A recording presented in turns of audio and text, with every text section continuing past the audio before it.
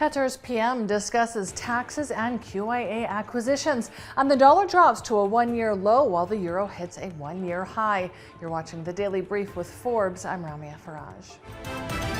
In his first interview since taking the top job, Qatar's Prime Minister Sheikh Mohammed bin Abdulrahman bin Jassim Al Thani made some notable comments. He said Qatar's gas-driven economy is doing so well, there's no plan to introduce income tax. Sheikh Mohammed also said Qatar wants its $450 billion sovereign wealth fund to become one of the world's 5 biggest. And he insisted Qatar was right to buy London's Harrods department store. Qatar last year had a $25 billion budget surplus. Saudi Arabia's consumer price index marked a year-on-year rise of 2.7% in March, driven by higher prices of water, food and beverages, electricity, housing, gas and other fuels. The inflation rate was primarily driven by an increase in rents, as rents for housing rose by 8.7%, while rents for apartments rose by 22%. Saudi marked the fastest economic growth among Arab countries last year, with its real GDP rising 8.7%.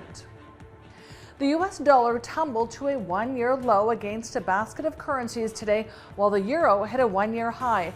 Traders are expecting an end to the US Federal Reserve's rate hike cycle on signs of cooling inflation. The greenback is headed for a weekly decline of more than 1%. That's its steepest drop since January.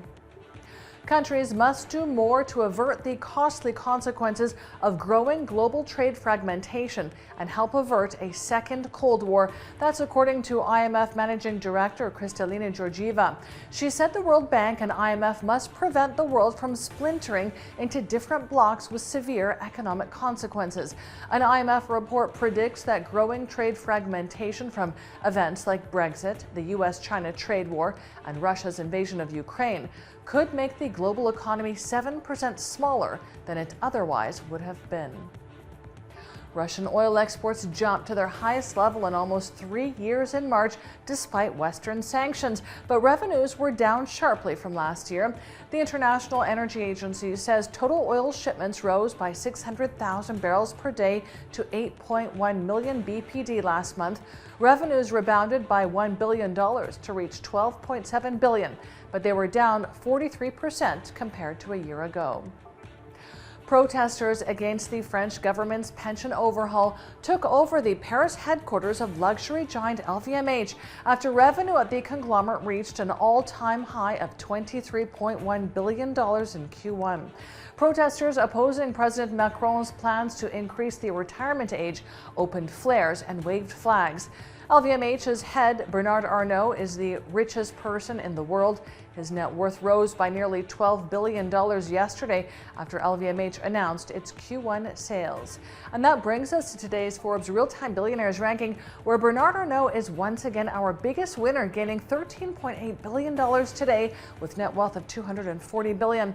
Our second biggest winner today is Jeff Bezos, up $4.5 billion with net wealth of $125.5 billion. And our third place winner is Elon Musk, up $3.5 billion with net wealth of $188.5 billion. Check out our website and our social media for all of the latest Billionaires news.